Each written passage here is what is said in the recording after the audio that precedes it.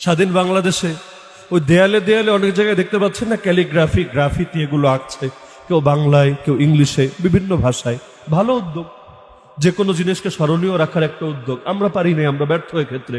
2013-তে আমাদের কত ভাই মারা গেল, শহীদ আবু সাইদের নামে চত্বর হলো, আমরা কারো নামে চত্বর বানাতে পারি নাই। তাহমিদের নামে আজকে নরসিংদী থেকে আসার পথে দেখেছি চত্বর হয়েছে, আমরা কারো নামে চত্বর বানাতে পারি নাই।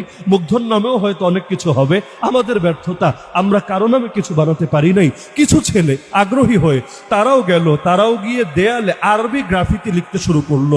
মাদ্রাসার ছেলে আরবিতে গ্রাফিতি লিখছে। আরবি মানেই কিন্তু কোরআনের আয়াত না, আরবি মানেই কিন্তু হাদিস না। আরবি একটা ভাষা, সেই ভাষায় উপদেশ আছে, সেই ভাষায় অমূল্য বাক্য আছে।